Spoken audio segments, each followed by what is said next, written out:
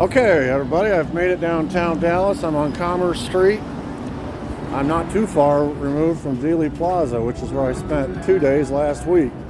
And I'm in search of the Carousel Club. And my goodness, I had no idea it was right across the street from the Adolphus Hotel. I'm going to show you. The Adolphus Hotel is a pretty swanky place.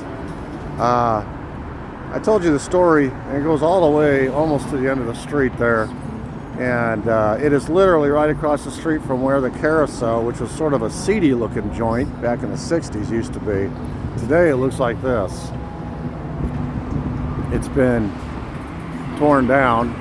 It was sort of a succession of little strip joints right across the street from this very luxurious hotel.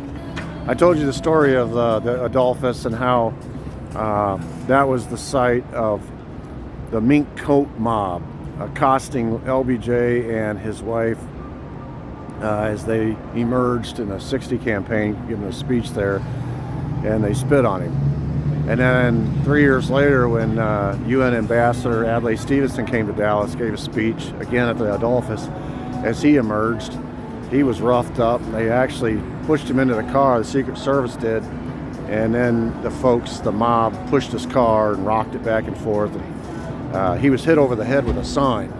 So this is downtown Dallas. We're right on Commerce. If you follow Commerce out that direction, you'll bump right into Dealey Plaza.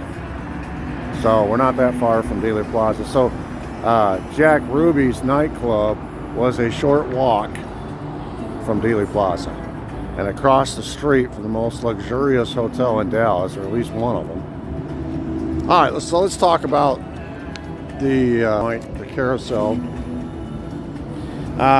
Just a little info. Jack Ruby served in World War II. His name was Sparky Rubenstein. Jacob Sparky Rubenstein. Sparky was his nickname. And he changed his name from Jacob to Jack and Rubenstein to Ruby. He was a Jew coming down in the Deep South. That wasn't going to be advantageous, so he changed his name. Anyway, he was sent by the Chicago Mafia in 1947, so 2 years after the war ends. He's sent down here by the Chicago Mafia. I did a whole series of videos on Ruby and his background. He was mobbed up. That was his earliest job as a teenage boy. He was a runner for Al Capone and the Chicago outfit. Anyway, when he comes back from the war, then he got involved in the Teamsters Union. Before he left for the war, he'd actually become a slugger for the Teamsters Union, which is an enforcer. He'd risen through the ranks and become almost the number 2 guy. Then he goes away for war. He comes back, and the union had changed on him, and his old job wasn't available anymore, and he'd kind of fallen out of favor, out of sight, out of mind. So he goes to his mob bosses and says, "Hey man, all I did was serve my country. I need a job." So they sent him down to Dallas to open nightclubs. In 47, he started the Silver Spur, which failed in 1952, lasted about 5 years. And then the Carousel Club became a second venture. It's actually a change of name that resulted in me calling the Carousel Club. We'll talk about that. By the time we get to 1963, his club, the Carousel, was failing, just like the Silver Spur. He was skimming from the mob, which is not a good way to stay alive. He owed the IRS tens of thousands of dollars in back taxes. He was in debt up to his eyeballs, and falling out of favor quickly with his mob bosses back in Chicago. In other words, he was on the hot seat, very much on the hot seat, and very easily leveraged because of his precarious situation. So how did the Carousel come to be? In the late 50s, this is after the Silver Spur died, Jack Ruby became a partner of Joe Slatton in establishing a club called Sovereign Club, which was in this exact same location. It was a private club that was permitted by Texas law to sell liquor to members, and the Sovereign Club was described as a plush and exclusive club. Ruby was trying to attract a wealthy carriage trade, and why not? Look across the street, the clientele staying at the Adolphus. Made sense. The venture was not successful, however, because the business partners fought and feuded with each other, and so Slatton withdrew, sold his interest in the Sovereign in 1960. Ruby, needing money, turns to Ralph Paul, who had operated a Dallas club with Joe Bonds. Ruby still owed Paul from a previous loan, but Paul advanced him another $2,200 anyway to help pay for about 4 months worth of rent at the Sovereign. As a result, Paul got a stock certificate, which gave him about 50% of the equity in the Sovereign, and he told, and he and Paul agreed that if the venture failed, in other words, if the Sovereign doesn't make it, everything would belong to Paul. So that was the deal. He was experiencing difficulty. He was under pressure trying to recruit members. That was the lifeblood of his nightclub business, was trying to sell memberships, whereas people could, instead of just relying on foot traffic, he was trying to sell memberships. Anyway, he was having trouble recruiting members, and so at some point, after he ran out of the loan money from Paul, he couldn't pay the Sovereign's monthly rent of $550. So he goes to Paul again. Paul gives him some more money, but this time, Paul's gaining more and more leverage over the Sovereign, and he tells him he's got to change the club's method of operation. He says, stop the club memberships. That's not working. And even though that means you're not going to be able to sell liquor, which evidently that was a requirement, you could substitute liquor. You can substitute striptease shows for the liquor as a substitute attraction. I think you'll do better. And so Ruby agreed. And they changed the name of the Sovereign to the Carousel, and that's how the Carousel was born. That's why if you see any pictures of the Carousel, the front images, they always show showgirls, striptease, and all that kind of stuff. It became a real seedy joint here in this sort of nice, classy hotel district.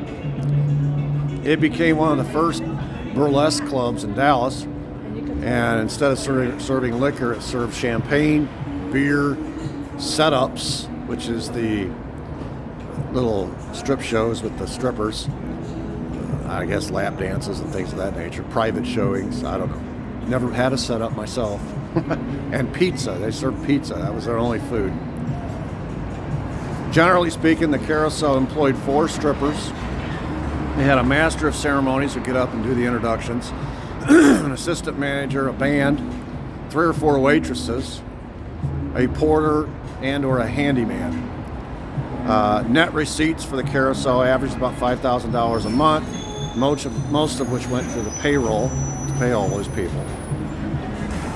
Late in '63, Ruby began to distribute permanent passes called Jada cards to the Carousel, and it was all hinged on the attraction of his new star attraction. Her name was Jada, and so let's talk about Jada a little bit. In June of '63, Ruby had gone to New Orleans. We know this.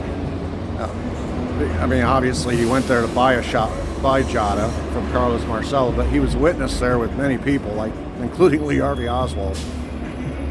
Judith Very tells the story how Oswald brought Jack Ruby, whom was introduced to her as Rubenstein, Sparky Rubenstein, to show him the Medical Manhattan Project, the labs. She went through the whole ordeal, talked about how she described the procedures, which is why later, after Ruby was arrested, he was trying to testify to the Warren Commission. He begged to be taken to Washington, D.C.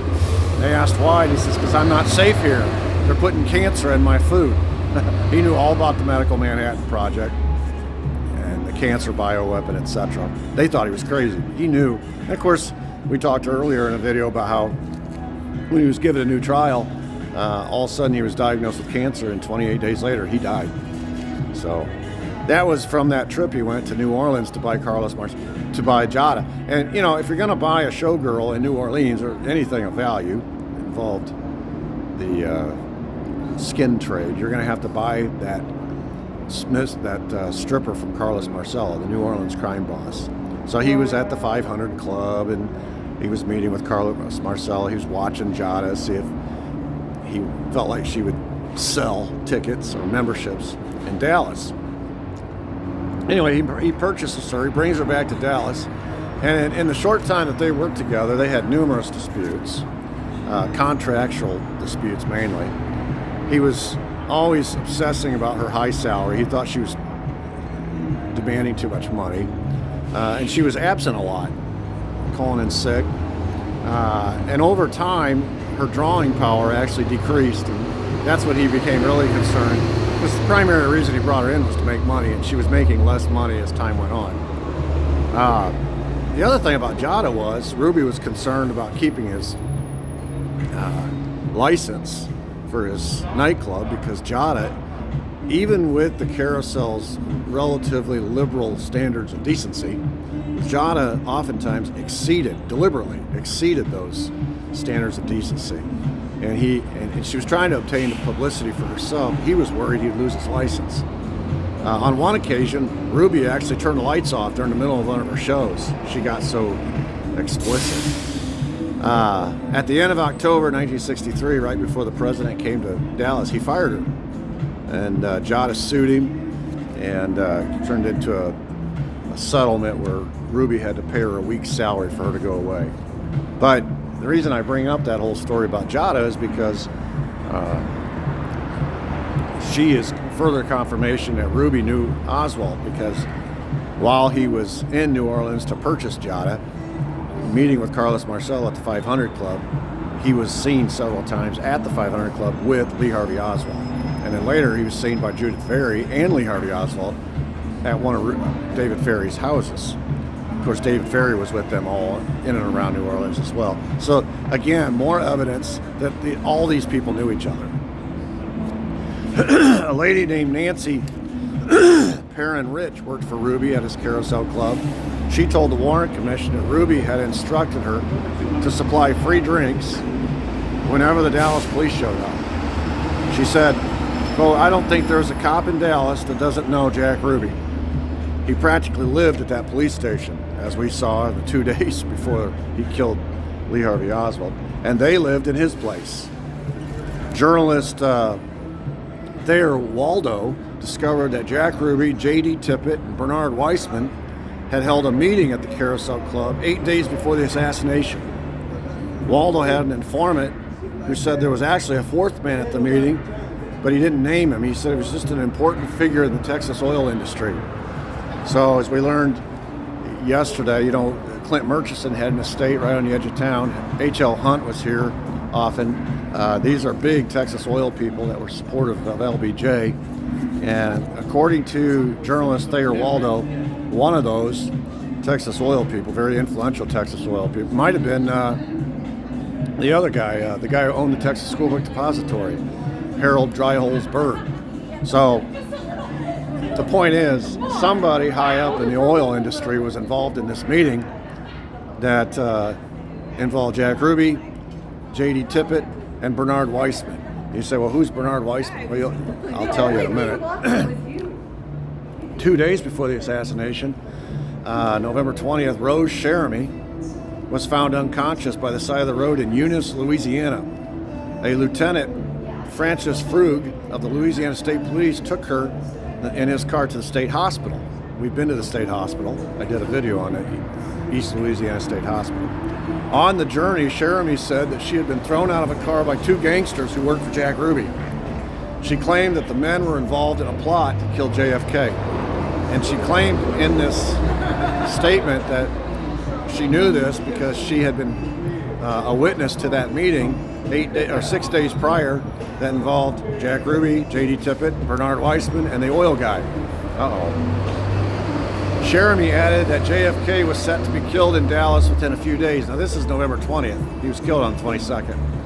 Later, she told the same story to doctors and nurses who were treating her. Because she was under the influence of drugs, they just ignored her, chalked her up as being crazy. After the assassination, Cheramy was interviewed by the police. Somebody told the police, hey, this lady predicted this was going to happen. In that meeting with police, she claimed that Lee Harvey Oswald had visited Ruby's nightclub, the Carousel, multiple times, and that she had been privy and witness to those meetings. So now we have two strippers, Jada and Rose Jeremy, who claim that Jack Ruby and Lee Harvey Oswald knew each other. Jada said they were together at the 500 Club in New Orleans, and Rose Jeremy says they were together at the Carousel in Dallas. The Warren Commission said no, they didn't know anybody. They didn't know each other at all. Other witnesses claim they saw the following people with Jack Ruby at the Carousel. You have David Ferry. They said David Ferry was a regular. He came to Dallas and the Carousel Club so often, he had a regular taxi driver. Took him there all the time. Oswald, Tippett. Tippett was actually on the payroll at Carousel. He was one of the Dallas police that worked security, got comped all his drinks and shows. And of course, Roscoe White, whose wife worked for Jack Ruby at the Carousel as a cigarette girl / hostess. Roscoe White was there all the time. My God, look at this client list. David Ferry, Lee Harvey Oswald, J.D. Tippett, Roscoe White, all at Jack Ruby's club. And the Warren Commission would have us believe none of them knew each other at all. So, just a little information about the Carousel Club and Jack Ruby. You can see it's gone. It's no longer here. I'm kind of disappointed. I had heard it was gone, so I knew not to look for it. But this is the building in its place. But what I didn't know was right across the street from the Adolphus. This is what the benefits of actually coming to a place and seeing all these sites for yourself. You realize the proximity and the close proximity to all these places are, and what a short walk it is right down Commerce Street to Dealey Plaza. And of course, we're going to be on one of our next stops is going to be at the Dallas Morning News, which is also on Commerce Street, which of course the Warren Commission is going to say that's where Jack shooting. We know that we know different, but let's go next to the Colony Club.